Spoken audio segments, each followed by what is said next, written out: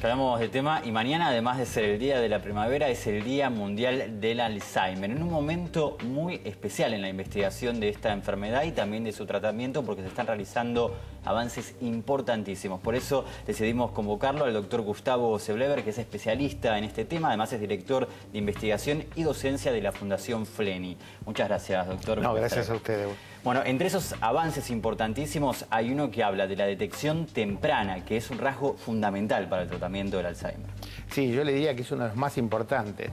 Hay un programa de investigación que se llama ADNI, que es mundial, es global. Hay cerca más de 80 hospitales en el mundo, de muchos países, que trata de averiguar qué combinación de elementos nos puede predecir una persona que tiene trastornos mínimos de la memoria, pero que no está demente, que evoluciona hacia la enfermedad de Alzheimer. Y para eso se usa la tecnología mejor disponible y de mejor calidad que tenemos.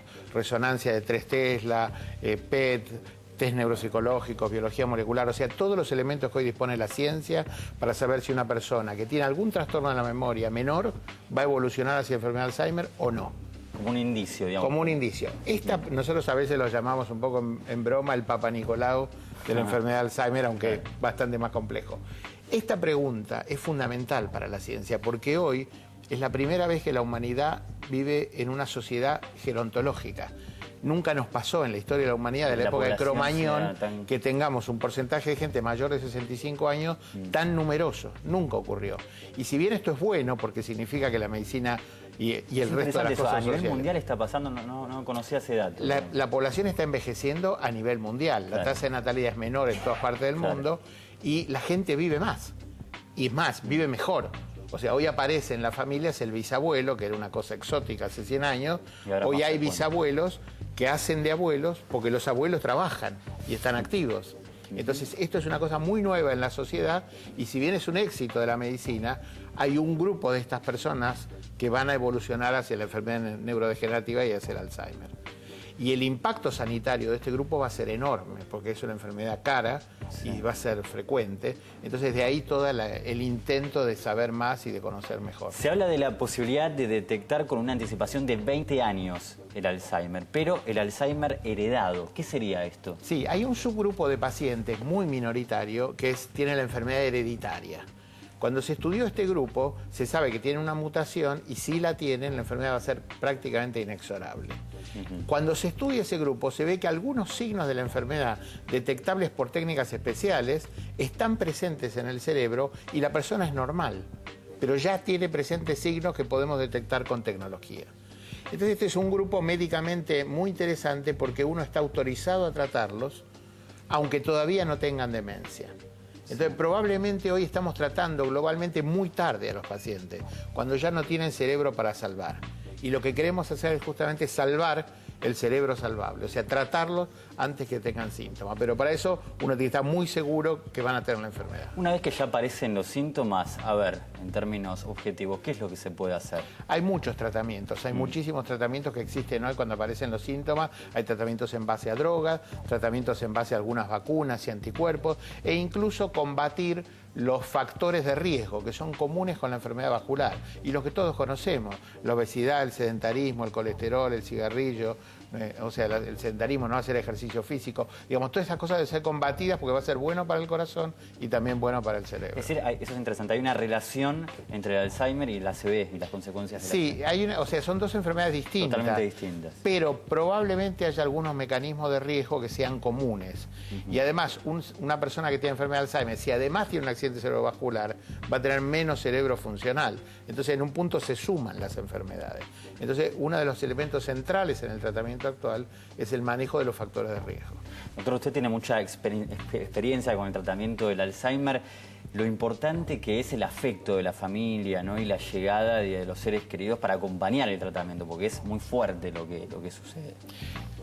Eso que usted dice es de una importancia impresionante. No podemos sobrevalorarlo. Las redes sociales, el apoyo social, tener amigos, tener grupos de pertenencia, eso es fundamental para el tratamiento En términos generales, yo le diría, para la persona, para el envejecimiento en términos generales y también para las demencias y la enfermedad de Alzheimer. O sea, la persona que está contenida, que no está solitaria, que tiene red de amigos, que participa en actividades sociales, que tiene una vida estimulante, incluso que trabaja en lo que pueda, sabemos que esto tiene un efecto beneficioso. Y es una cosa muy importante y ahí la jubilación a veces juega un rol un poco complicado. Y uno debería tratar de que la persona no sea alejada del sistema productivo en términos generales, ¿no? Algún tipo de relación de actividad productiva. Hoy una persona de 65 años puede trabajar perfectamente. Obvio, perfectamente. Sí. Por ahí no puede hacer una maratón, una ultramaratón, pero el resto de las actividades más o menos. Y hay algunos ejemplos, como usted dice. Entonces, a veces la jubilación significa sacarlo del sistema productivo, de sus amigos, de sus grupos de pertenencia. Entonces, uno debe tener como objetivo tratar de que estas relaciones sociales, esta red de contención, siga existiendo y probablemente va a proteger el cerebro de esa persona. Estamos hablando de una enfermedad crónica, ¿no? Que no tiene... Es una enfermedad crónica de muchos años de evolución. Muchos años de evolución. ¿Se puede, mejorar la situación cuando ya está avanzados los síntomas?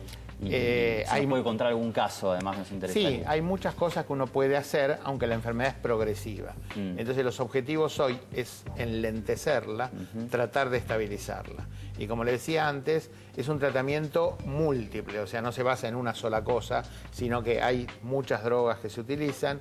Como le decía antes, también hay algunos anticuerpos que son más experimentales y vacunas que todavía no se usan de manera cotidiana, pero quizá en los próximos años veamos algún avance. El control de los factores de riesgo y la posibilidad de cierta rehabilitación cognitiva, que es importante. La persona hace una rehabilitación, así como el que tuvo un infarto de corazón hace una rehabilitación y uno debe entrenarlo para que el corazón que le queda le permita funcionar, y eso es bueno. Entonces también hay rehabilitaciones cognitivas donde se hace un intento de que la persona preserve la capacidad cognitiva que tiene. Hoy por hoy el objetivo es enlentecer o estabilizar la enfermedad lo máximo posible. ¿Cuáles serían concretamente esas actividades, por ejemplo, cognitivas? Bueno, muchos son grupos de pertenencia, por ejemplo, concurrir a grupos, actividades sociales, ya con algún componente hasta lúdico, motriz, bailar, grupos de cine, grupos de literatura, la preservación social, los grupos de amigos, eso es muy importante, eso es crítico para cualquier paciente que esté, por lo menos en las fases iniciales de la enfermedad. Bien, hablando de cine, ya que lo dice, hay varias películas que tratan el tema del Alzheimer. Te quería preguntar cómo es esa representación o cómo evalúa esa representación que hace el cine y la sociedad, por otro lado. ¿Cuánto se sabe del Alzheimer y cuánto se ignora? Las enfermedades en general nos dicen muchas cosas de la sociedad en que vivimos y de la posibilidad de reacción de la sociedad frente a las cosas. Le voy a dar 2 o 3 ejemplos. Cada época tuvo como una enfermedad que la marcó. El siglo XIX, la tuberculosis, la primera mitad del siglo XX, la polio, la segunda mitad, el SIDA. En cada una de estas enfermedades, además del virus o la bacteria que está involucrada, también había elementos sociales asociados. Muy importante: discriminación, pobreza, pobreza extrema, imposibilidad de acceso a los sistemas médicos. En cada una de esas. Y la cura, el antibiótico o la vacuna contra la polio, fue la frutilla del postre de un proceso que abarcó combatir la discriminación, mejorar la pobreza, en el caso de la tuberculosis. Es médico, pero también cultural y sociológico. Es global, por eso la sociedad en un punto reacciona. Usted es muy joven, pero se acordarán lo que eran las campañas de vacunación de la polio en la década del 60, la recolección de dinero que se hizo en Estados Unidos, se llamaba la Marcha de los Centavos, para conseguir recursos que finalmente concluyeron en la vacuna Salk y después la vacuna Sabin para la polio. O sea, la sociedad en un punto es causante de alguna de sus enfermedades, pero también la encuentra con lo mejor de la sociedad y aparecen las reacciones de la sociedad para combatir. El SIDA, todos sabemos que es una enfermedad causada por un virus, pero que también tiene discriminación, también tiene una gran cantidad de elementos asociados que hoy la sociedad trata de ser diferente frente a eso. Y por eso hemos avanzado muchísimo en el SIDA. Creemos que el Alzheimer puede llegar a ser la enfermedad del tercer milenio, por lo menos del comienzo, y también, ojalá encontremos una cura, pero también como sociedad tenemos que hacernos cargo de la contención social, de no ser discriminativos y tratar de apoyar a esta población que en última instancia son nuestros abuelos. Doctor, muy interesante. Gustavo Blabler, director de investigación y docencia de la Fundación Fleming, muchísimas gracias por estar en Sane 23. Gracias a ustedes. Hacemos una breve pausa y en instantes Vicky Márquez nos adelanta lo que vamos a hacer.